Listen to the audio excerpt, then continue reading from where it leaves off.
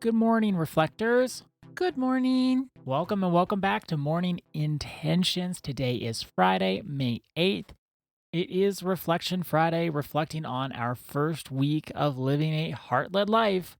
And Annette, right at the end of yesterday's episode, you asked me a question that I got to reflect on. Did you reflect on it during the day? I did. Would you mind repeating it for everyone so we're all starting on the same page? Well, I just want to know how you got out of the habit of being a perfectionist. When you're sharing about how tied your achievements were to your sense of worth, how does one go about breaking that habit? We talk about habits and becoming aware of habits, and that awareness, we're able to change our habits. But when it's tied to your self-worth, that seems a bit more challenging. It has been, and I will say I took the long way round. I took the long way home. The reason I am getting more and more out of the perfectionistic mindset is I just got tired of it. I got so tired of beating myself up for every little thing. Oh, the website logo's off by 2 pixels. Oh, you're a failure if you don't get it just perfect. I just got so tired of thinking things like that. It was exhausting. I didn't even know you thought things like that. Oh, I I did. know the change in your mood, but I didn't know you thought like that.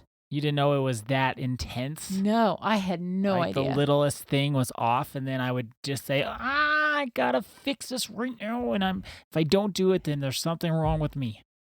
I got so sick of it. Just sick upon sick of feeling this way.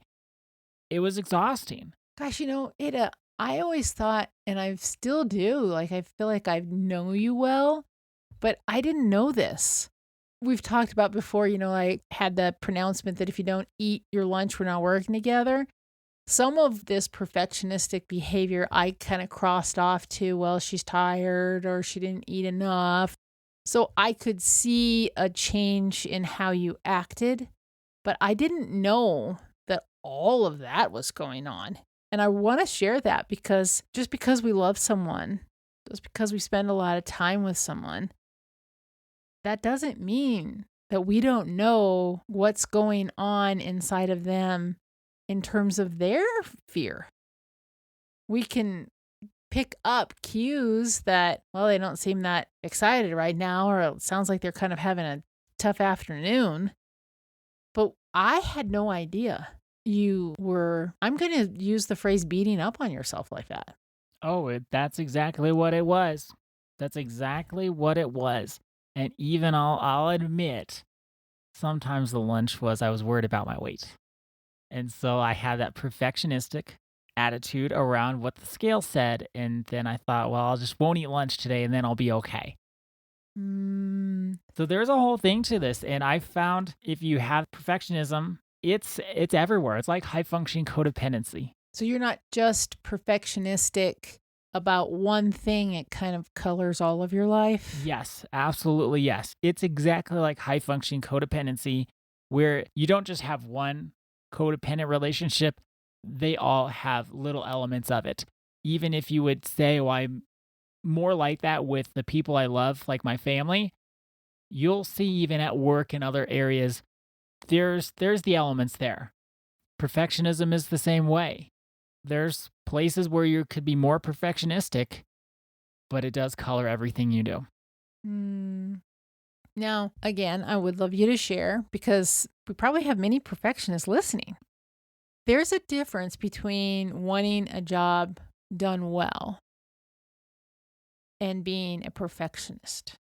Yes, there is. Like you've said, my self-worth is tied to the job that I do. Now, you've also shared you just, quote unquote, got tired of it. Was that enough, or how come that did it? How come that got you out of it? Because I was tired of being a high-functioning codependent, and that didn't get me out of it. How long were you tired of it, though? Well, I'm still tired of it, and I can still do it. Not doing it as much, but I can still do it if I'm not taking care of myself. You just don't say, I don't even want to think those thoughts ever again as long as I live. Yes, and I'm gonna go back to that list of to-dos for my weekend. Much of that is tied to, well, did I get this done for this person? Did I get that done for that person? There's some high functioning codependency going on there. So the way you're talking about this is you just got tired of it and you said you're never going to do it again and then you don't really do it. Oh, well, no, it wasn't that easy. You're glossing over a lot. No, it wasn't that easy. I got tired of it. What was the most helpful tool? The most helpful tool was seeing, was all of that worth it? Did it really get the results that I wanted? Did it accomplish what I set out to do, which was judge my self-worth by what I did? And the answer is no. I was just sad and miserable and it was awful and it didn't get me anything that I wanted. So you had to get to a place where you hit your own rock bottom, so to speak. That would be one way to put it, yes. I had the perfectionism rock bottom and it didn't get me anything that I really wanted. It didn't accomplish the goal that I thought it was getting me. It just was a failure. And that the way out of perfectionism is to recognize you're a failure and then you're fine. But it was more, there was nothing I could actually do to live up to the standards. They were impossible. They were way too much. They were too intricate. They took too much time. There's no way I was going to do all that. And I couldn't live up to it. And more and more and more, I just like, I can't do this. You had to see the price that you were paying. It was so high for nothing. And it was nothing. Perfect is the enemy of good enough. That's a very true statement. Good enough ended up having to be good enough. And I'm finding more and more good enough is good enough. And it doesn't need to be more than that. This kind of takes me back to studying Bill Wilson and Dr. Bob, who were the founding fathers of AA. Remember where they said they had to reach their own personal rock bottoms before they would ever take an action in their life. And whether it was their wife who said, or their children, or coworkers, it didn't really matter what anyone said. Just like with you, even, I didn't even know the extent. But with you, I would say, well, Ada, the website looks good enough. But they had to hit their own personal rock bottoms. What they came to the conclusion of is that in order to heal from whether it's alcoholism or perfectionism, these are addictions, just like high functioning codependency is an addiction. We need to have and work toward and actually realize a total transformation of self. And that's what people, I think it's hard for us to understand, is a total transformation of self doesn't happen overnight. It happens over, I would say, a series of years where we become aware of the high costs that we're paying. And then we seek out help or we try things and talk to folks. Some of it works, some of the tools work, some of them don't. We can fall down and go back to our ways. And then we say, nope, I'm not going to do this. We will share this with our clients repeatedly, that healing isn't a straight line. And so what you're saying is you started to see the high price, but it was a long journey for you. For high functioning codependency, I'm still on the journey.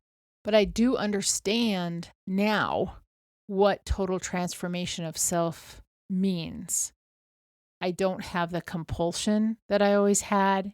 Do you have the compulsion? It sounds like that's dissipating for you. Very much so. I'd probably, if I'm being honest and looking at it, when I'm tired, I haven't eaten enough, or I didn't get enough sleep, that's when it starts to creep in. But most of the time, I don't even think about it all that much because I go by, did it work? And the answer was no, it didn't. Your perfectionism, Yeah, it didn't work at all.